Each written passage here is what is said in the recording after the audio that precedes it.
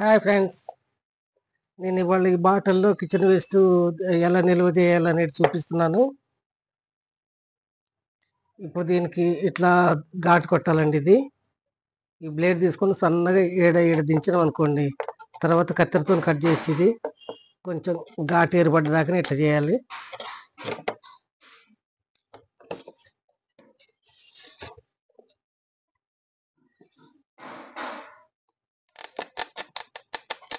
ఇలా చేయాలండి.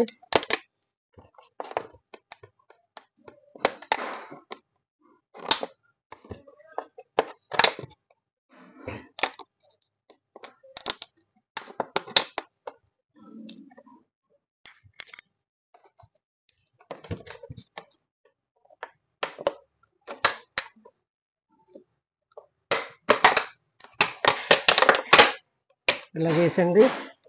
ఈ కత్తెరతో మనం ఇట్లా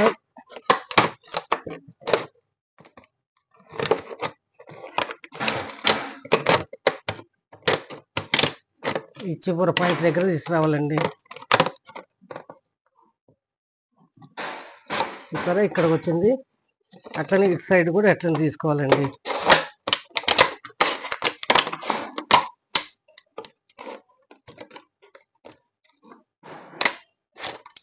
ఇలా తీసి ఇప్పుడు క్యాప్ మాదిరి వచ్చింది. చూసారా, ఇట్లా వచ్చింది. మనం ఈ మూత తీసేయాలండి. ఈ మూత తీసేసుకొని ఇది మన కుండీలలో మన మొక్క పక్కన కుండీ కార్నర్లో ఇట్లా పెట్టేసేయాలండి. పెట్టేసి మన కిచెన్ వేస్ట్ అంతా డైలీ దీంట్లో వేసేసుకోవాలండి. దీంట్లో వేసుకొని ఇది క్యాప్ మాదిరి ఉంటుంది. మనకి బయటికి వాసన కానీ ఏముండదు. ఉల్లిపాయ పుట్టు కానీ కూరగాయలు కానీ ఏది వేసుకున్నా సరే మనకి వాసన బయటికి రాదు. దీంట్లో మనం డైలీ వేస్తూ ఉంటుంటే ఇది ఎరువులాగా తయారైందండి. ఎరువులా తయారైనప్పుడు మొత్తం ఇది మనకి దీంట్లో కనిపిస్తుంది. అది మొత్తం బ్లాక్ వచ్చినప్పుడు దీన్ని బాటిల్ని ఇట్లా పైకి లేపేసేయాలి. ఇట్లా పైకి లేస్తే ఎరువు ఉంటుంది కదండి.